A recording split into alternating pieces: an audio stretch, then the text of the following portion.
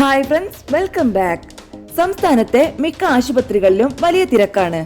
പനി, ചുമ, ജലദോഷം, ന്യൂമോണിയ തുടങ്ങി ഒട്ടനവധി അസുഖങ്ങളുമായാണ് രോഗികൾ ഡോക്ടറെ കാണാൻ കാത്തിരിക്കുന്നത്. പകർന്നു പിടിക്കുന്ന വൈറൽ പനിയും വിട്ടുമാറാത്ത ചുമയും ക്ഷീണവുമെല്ലാം വ്യാപകമായി. പനി വന്ന് ഭേദമായിട്ടും വിടാതെ പിന്തുടരുന്ന ചുമയാണ് പലരുടെയും പ്രശ്നം. ഈ വീഡിയോ നിങ്ങൾക്ക് യൂസ്ഫുൾ ആയെങ്കിൽ ലൈക്ക് ആൻഡ് ഷെയർ ചെയ്യണേ. സംശയങ്ങൾ കമന്റ് ബോക്സിൽ രേഖപ്പെടുത്താം. ആരോഗ്യപരമായ പുതിയ അറിവുകൾ വേഗത്തിൽ അറിയാൻ സബ്സ്ക്രൈബ് കൂടി ചെയ്തോളൂ, തീർച്ചയായും ഉപകാരപ്പെടും. ശ്വാസകോശ വിഭാഗ OPകളിൽ പനി വന്ന് 3-4 ആഴ്ച കഴിഞ്ഞിട്ടും ശ്വാസം മുട്ടലും ചുമയുമായി ഒരുപാട് ആളുകൾ എത്തുന്നുണ്ട്. പോസ്റ്റ് ഇൻഫെക്ഷ്യസ് കഫ് അഥവാ തുടർച്ചയായി നീണ്ടു നിൽക്കുന്ന ചുമയാണ് വില്ലൻ. എന്നാൽ ഇത് ന്യൂമോണിയ ആയി മാറുന്നില്ല. ആഴ്ചകളോളം നീണ്ടു നിൽക്കുന്ന ചുമയും ആസ്മ രോഗികളുടേതുപോലെയുള്ള ശ്വാസമുട്ടലും വളരെ വ്യാപകമായി രോഗികളിൽ കാണുന്നു.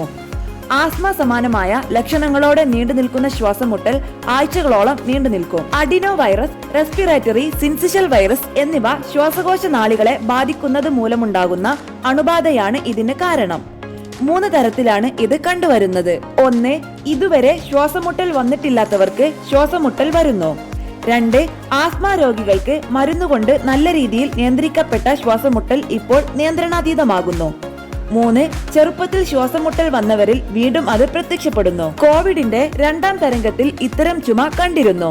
എന്നാൽ ഇപ്പോഴും അതിനെ കോവിഡുമായി ബന്ധപ്പെടുത്തി പറയാനാവില്ല. അഡിനോ വൈറസുകൾ, ഇൻഫ്ലുവൻസ വൈറസുകൾ, ഫ്ലൂ വൈറസുകൾ തുടങ്ങിയവ ഇത്തരത്തിലുള്ള പ്രശ്നങ്ങൾ ഉണ്ടാക്കും.